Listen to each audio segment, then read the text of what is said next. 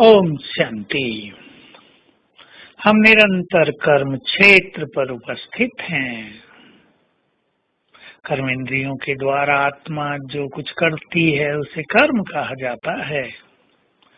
कर्म का immediate effect भी हमारे मन पर, स्थिति पर पड़ता है और कर्मों का संचय भी होता रहता है, वो एकत्रित भी होते रहते हैं जिनका फल हमें आगे चलकर भी मिलता है। हर कर्म की सूक्ष्म वेव्स हमारे ब्रेन में भी प्रिंट होती रहती हैं जो रिएक्ट करती हैं। बाबा ने हमें श्रेष्ठ कर्म सिखाए हैं, दिव्य कर्मों का ज्ञान दिया है। यदि हम निष्काम भाव में स्थित होकर योग युक्त होकर कर्म करते हैं तो हमारे कर्म न केवल पुण्य कर्म बनते हैं लेकिन दिव्य कर्म भी बन जाते हैं। तो कर्म क्षेत्र पर रहते हुए हम ये अभ्यास करते रहेंगे कि मैं इन कर्मेंद्रियों के द्वारा कर्म करा रही हूँ। अन्यथा क्या होता है, यदि हमारा कुछ भी अभ्यास नहीं चलता तो कर्म हम पर अपना प्रभाव डालते रहते हैं, कर्म बंधन बनते रहते हैं, हमें बांधते रहते हैं। इसको कर्म कॉन्शियस होना कहा जाता है। हमें ये करना है, मुझे ये करना है, इसके बाद ये करना है। तो मनुष्य टाइम कॉन्शियस भी हो जाता है और कर्म कॉन्शियस भी हो जाता है।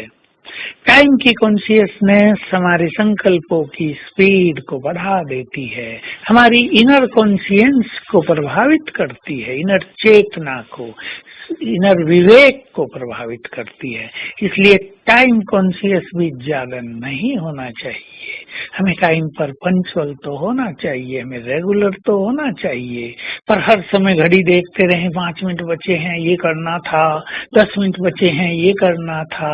इससे मनुष्य रिलैक्स भाव से कर्म नहीं कर पाता और कर्म उसे कहीं कहीं उलझा देते हैं और इससे मानसिक शक्तियां भी ज्यादा नष्ट होती हैं, विवेक भी हमारा आनंद में नहीं रह पाता।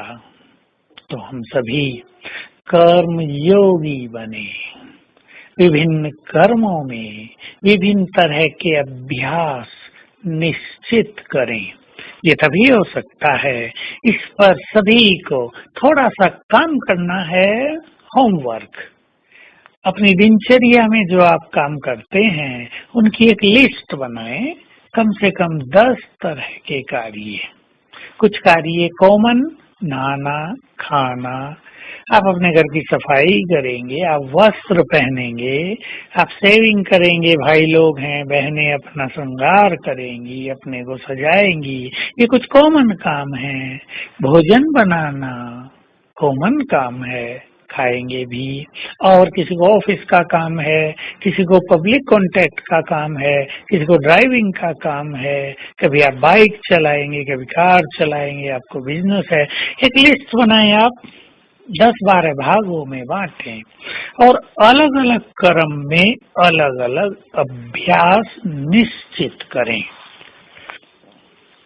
भोजन खा रहे हैं तो हम बाबा का आह्वान करेंगे, वस्त्र पहन रहे हैं तो हम अभ्यास करेंगे, मैं आत्मा हूँ, ये देह मेरा वस्त्र है। पानी पी रहे हैं, अभ्यास करेंगे, मैं फरिश्ता हूँ, कुछ भी पीते हुए। और ड्राइविंग कर रहे हैं, अभ्यास करेंगे बाप दादा के आह्वान का, बाबा को अपने पास बुला लेंगे। भोजन बनाएंगे, मैं परम पवित्र आत्मा हूँ। कभी बाबा की किरणों के नीचे बैठेंगे तो कभी बाबा को अपनी छत्र छाया देखेंगे, कभी देखेंगे कि बाबा ज्ञान सूर्य हमारे सम्मुख है। तो किसी कर्म में किसी विशेष स्वमान का अभ्यास करेंगे, किसी कर्म में आत्माभिमानी होने का अभ्यास करेंगे। इस तरह सारे दिन के कर्मों में कुछ अभ्यास फिक्स करें। 5-7 दिन में ही उनकी आदत पड़ेगी, वो हमें आकर्षित करने लगेंगे और हमारा कर्म योग बिल्कुल नेचुरल हो जाएगा।